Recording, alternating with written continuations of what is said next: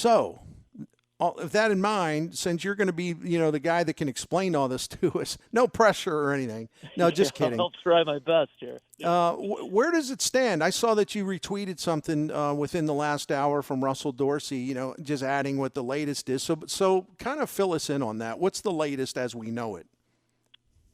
Yeah, the latest, well, the players and the MLB, they met twice today, and it looks like the owners have come up a little bit on the pre-arbitration pool, which players have proposed to spread some more of the game's revenues and dollars to the 20-something players who are producing most of the value on the player. So it looks on the field. So it looks like the owners have come up from, I think it was 30 to 50 million now, and that's not nothing. I think the CBT thresholds, especially later.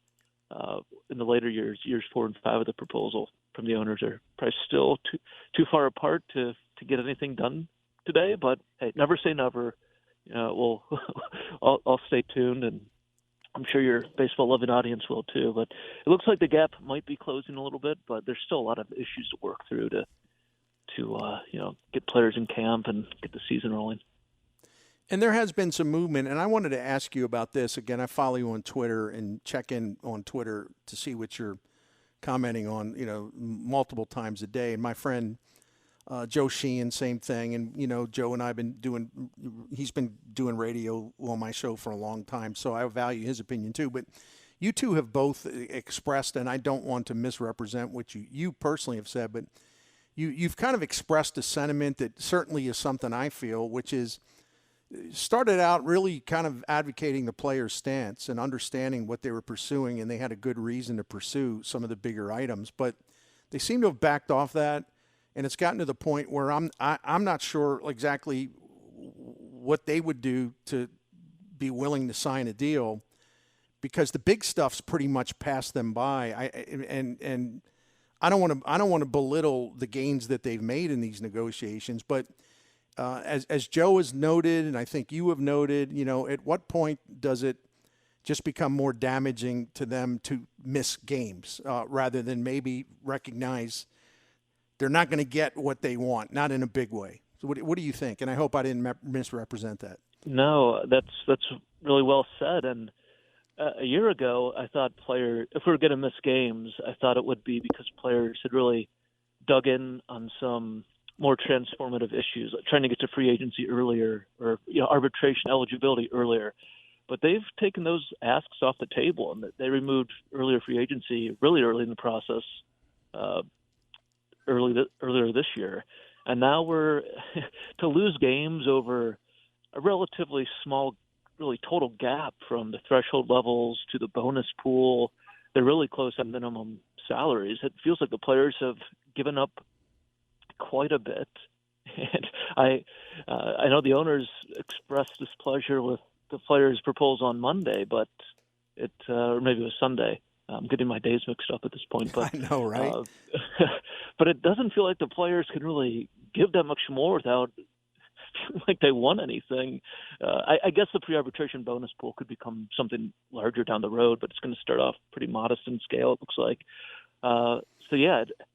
I think it is always difficult from the player side in these talks where players have shorter careers, and they've been getting shorter as teams suppress service time of their top prospects generally on the front end of careers, and we know teams aren't going into free agency as much as they used to.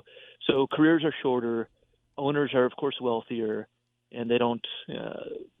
The loss of games disproportionately hurts players, especially early in the season in April. So it's tough to negotiate from that vantage point in any CBA talk, and I think we've seen that in the past couple of negotiations. And I think to the players' credit, they are more unified. They've been willing to they've gotten to this point where they're willing to miss games. But to your point, what are they missing games for? It doesn't really look like they're going to alter the system in any meaningful way. And I guess ultimately I thought if we were missing games, it'd be something more transformative. You've done a good job of bringing back some of your reporting of the past because it's still applicable now. You have explained the history of the attendance decline in Major League Baseball, and other related matters. But as we saw today, when it was announced that MLB and Apple TV Plus have made a deal, I assume it a very lucrative deal for streaming rights to a Friday night baseball package. The owners continue to just sort of be propped up by television and streaming, and I'm not knocking, obviously not knocking the networks or the streaming platforms for, making deals with MLB, but do you think that just the security, the knowledge that that money just keeps pouring in, has made the owners a little less sensitive to the problems that are in their game, where all they know is all of this now streaming money's rolling in, expanded playoffs money from ESPN will be rolling in, and on and on and on. That's the good news for them, but I don't know that, when you rely on that and you can use that to assure yourself everything is okay, we're great. I don't know. It maybe leads to some neglect. I've gone a long-winded way of trying to ask you a question, but I think you know where I'm coming from. Yeah, I think there are too many guaranteed checks and payments in baseball, and owners, of course, love that. They love the revenues that come in from RSNs and national television deals and the revenue sharing that the lower budget teams enjoy. And it's removed a lot of the not just competition, that desire or the incentive to field more competitive teams in some marketplaces, but also just the incentive to think about your product that you're putting on the field.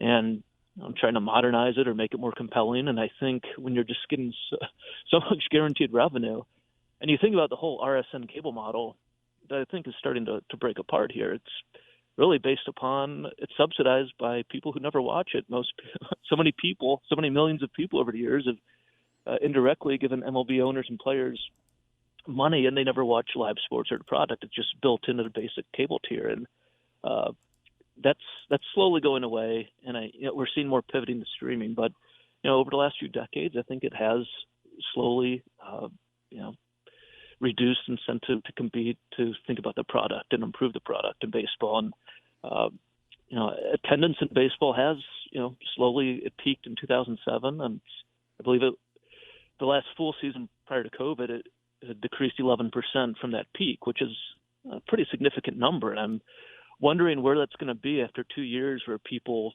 because of COVID, were not in stadiums as often in the summer and learned how to live without baseball. And I still think people will go back to ballparks, but maybe instead of 5 or 6 times a year, it's 3 or 4.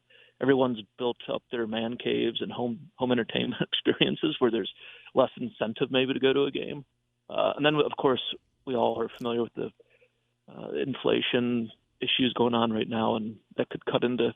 So I'm kind of rambling here myself, but no, man, I'm the king of rambling. Trust me. Unfortunately, yeah. Go ahead.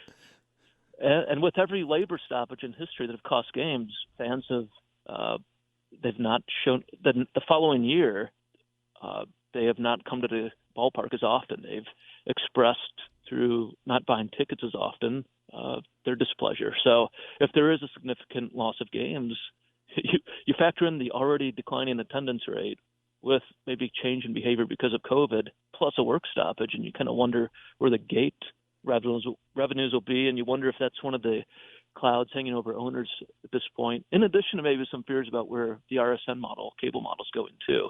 So maybe I don't think we, the media, have really looked at it. I think the players have they're right to feel like they've lost a few CBA cycles, and they, trends in the game, a lot of database trends and how teams view older players and free agents. They're right to wonder about their revenue share and how players are being valued, and if Tony Clark said players have been too commoditized. So those are all legit concerns, but I do think there might be some things the owners are worried about too from revenue standpoints that haven't got covered as well. And of course they run the business, so it's up to them to improve the product too. So I'm going to end my rambling there. I hope I sort of answered your question. I'm glad you're rambling. I'm not alone. I feel like I have a friend now. So anyway, our guy, when I say our guy, man, it's just because I love the Score and I love his work, Travis Sawchik from the Score. And go to thescore.com. It's as easy as that. I wanted to ask you about a couple of on the field games that you've written about. You're commenting on. You're a big advocate of the pitch clock. So tell us why you believe that it's an important addition if in fact it does go through and put into play in 2023 in the major leagues. Yeah, I think this could be the most important thing that comes of the CBA for the fans, for the overall health of the game. And maybe that sounds crazy, but let me explain why. It was way back when I was covering the Pirates in 2014. Even then, I thought the games were starting to drag on, and I hadn't even covered the game, for a very long period at that point. So I wasn't on game story duty that night. So it was I think it was a Sunday night game. It was a Cardinals at Pirates game. It was a 3-hour and 37-minute 9-inning game. And I said, okay, every time a batter steps out of the box with 2 feet, I'm going to use a stopwatch and see how long he's out of the box. And when he gets back in, I'll stop the clock. And I just added that up. It became a much more trying endeavor than I went in thinking. But I went through the whole game. I compiled it all in a spreadsheet. And of that 3 hours and 37 minutes, it was batters for 39 minutes and 51 seconds. Batters were out of the batter's box during the game after a pitch. Like, that is an incredible amount of dead time. And I think when you go back and you look at 1960s, 1970s, 1980s baseball, and of course before that, batters were not stepping out. They weren't adjusting their batting gloves between every pitch. And it's really slowed the game down. And you look at other sports that haven't had as many, I think, popularity issues, basketball, soccer, they're more free-flowing. They are not pausing action for so long between pitches. And part of this is on the pitchers too, but if you just, pace of game has been, the seconds between pitches has kept increasing. And I was against putting a clock on the game, just kind of being a baseball romantic for a long time. But I think it would just be easier to police with the pitch clock. It would give, there'd be some, I think the shot clock has become pretty important in the NBA, of course, and people kind of like the countdown. So yeah, I just think it would speed up the game at a time when it needs to be sped up. The action would be more condensed. And to me, it's not so much the amount of overall time of game. It's that there has to be more action in the game. It has to be more condensed. There can't be as much standing around. And I don't think it's a coincidence that the iPhone debuted in 2007, and that's when baseball peaked. Attention spans have been tested more and more. There's so many more distractions, and the pace of baseball has slowed since then. And you just can't have that today. And I think that has to be addressed. The clock's the best way to do it. And the thing I appreciate the most about your thoughts on the necessity of the pitch clock is that, people tend to forget that the hitters are a huge problem in this. And we all remember the big pronouncement. They would not be allowed to step out of the batter's box except for this or that, and that's it. And then that went away after a couple months. And in fact, Jim Hewer and I here on the show have brought that up a few times. Like, well, why did they stop enforcing that? So anyway, but most people associate it with pitching, which is natural because it's called a pitch clock. But the hitters are really probably the bigger problem. I think that's right. And you mentioned the beginning of the 2015 season when baseball and the players union had agreed to enforce, the batters have to keep, I forget the exact rules, but essentially, unless they fouled a ball off, they had to keep at least 1 foot in the box. And it made an impact. Because we charted this back when I was at Fangraphs, and the time between pitches was reduced quite a bit, like several years worth of pace slowing had been removed in the first 2 months just because of that rule. And I think the issue was they're going to start fining offenders after the trial period, and baseball didn't want to deal with it. The players union wasn't for it. So I think that's why they removed it. But it did work. Right. And definitely. Yeah, a baseball game with a great pace is still a really compelling product. I believe especially late in games when you have relievers coming in and taking 30 seconds between pitches, and batters stepping out. It just really there's a lot more competition for entertainment products than there were 20 years ago.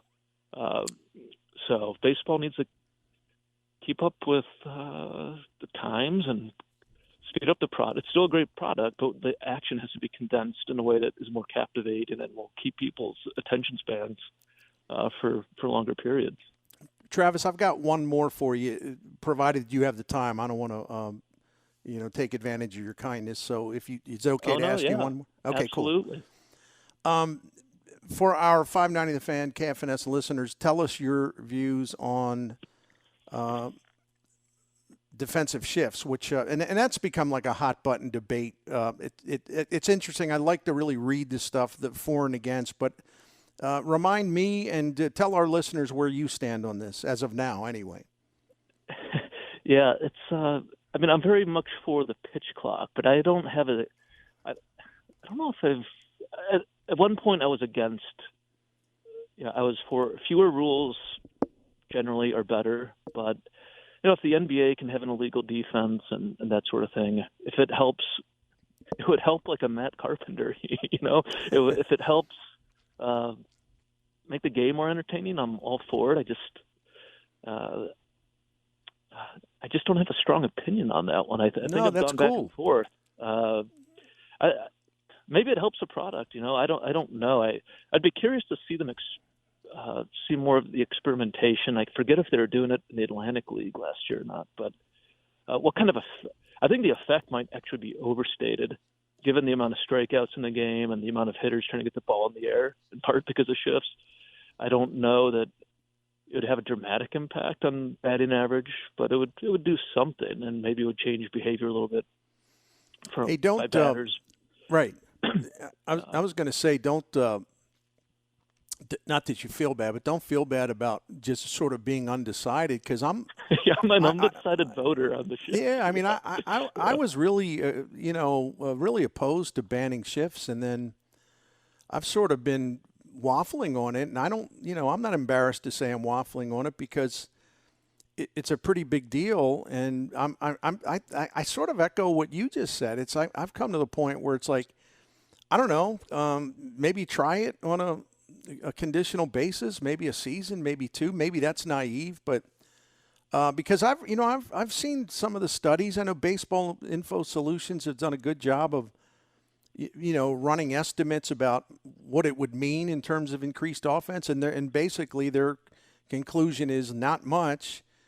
And Jason Stark wrote a really terrific piece at The Athletic where he talked to a lot of people at every level, including minor league coaches, where some of the experimentation's being done, and the opinions were all over the map. So I think there's a lot of people that are like us, just kind of back and forth, not really 100% decisive about what might be best, because I think it kind of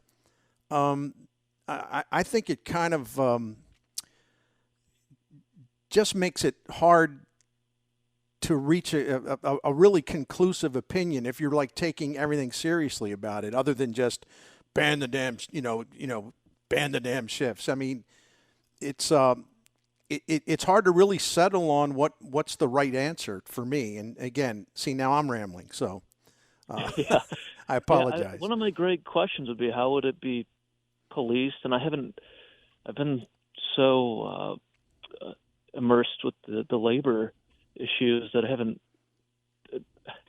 How would they? Are we going to have more replays? Did Wander Franco wander to the left of second base before he was allowed to? I don't.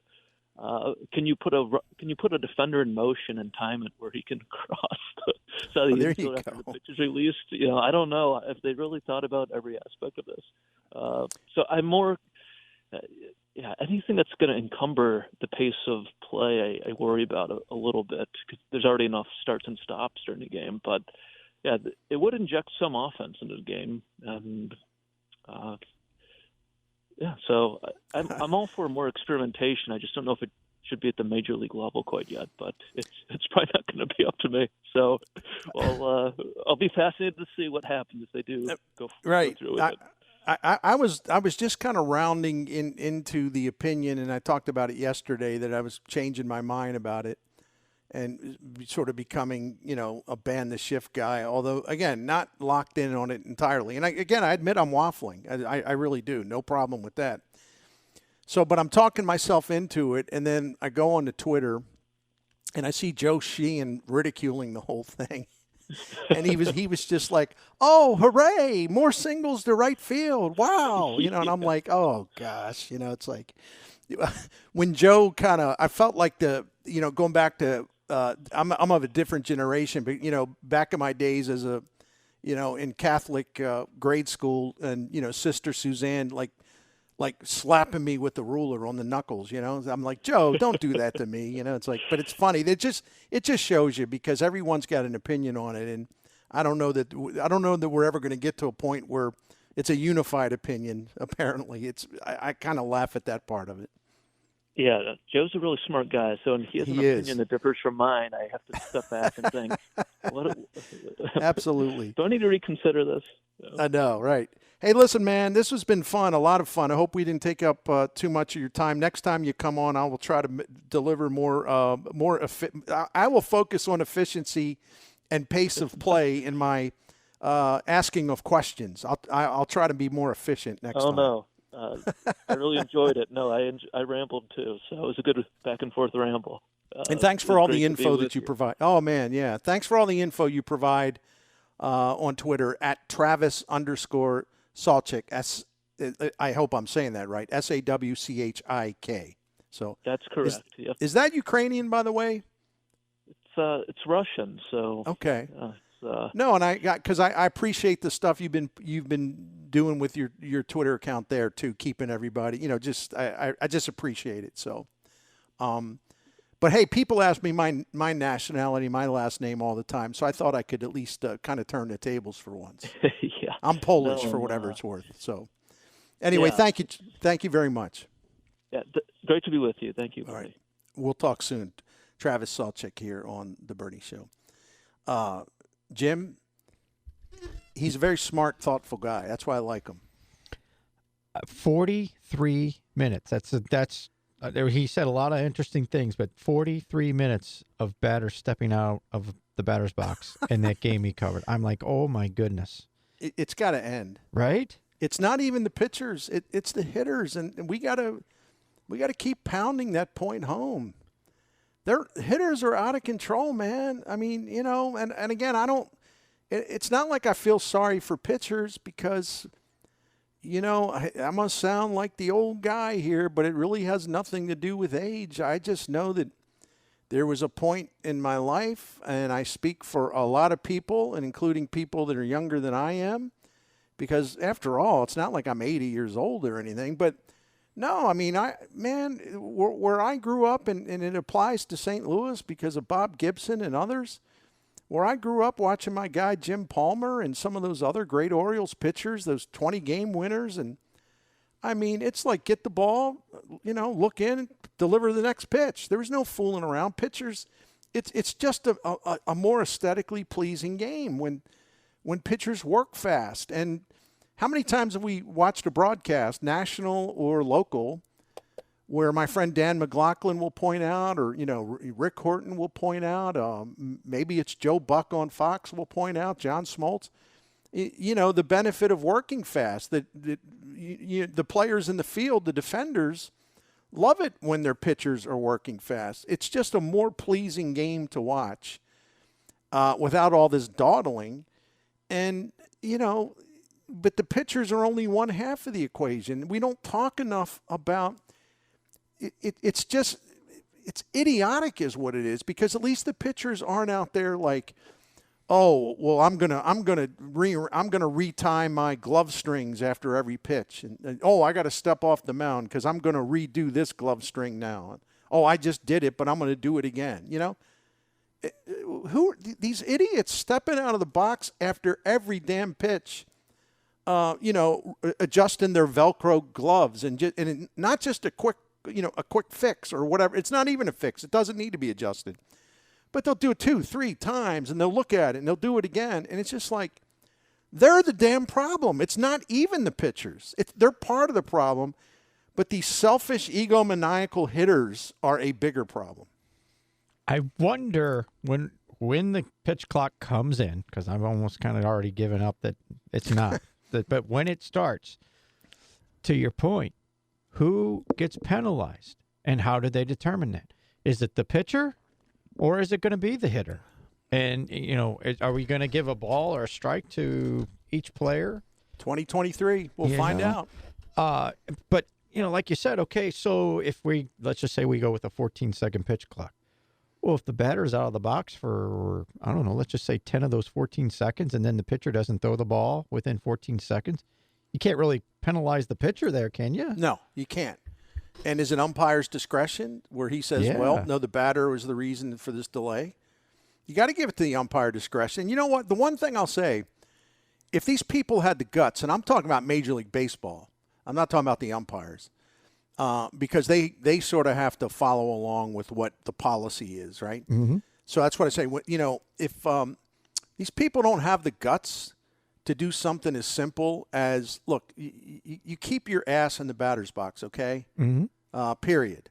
If you foul one off, you can step out for a couple seconds. That's it. Yep. If they don't have the guts to enforce that, how in the world are they ever going to come up with a game that moves at a faster pace, where they do not have the stones to enforce something so simple and something that should never have become a problem in the first place? It's so much truth in that. Yep. I'm going to blame Mike Hargrove. The human rain delay. Remember him? Yeah. Yeah. People can find that on YouTube if you don't know what we're talking about. He would all but take off. I'm embellishing for effect. He would all but take off his entire uniform in between pitches and then put it back on again. I mean, it's just absurd. You can go check it out on YouTube. There's a couple different places. You just go, oh my gosh, are you kidding me? And it was like almost every pitch for Mike Hargrove. I know, man. It's just nuts.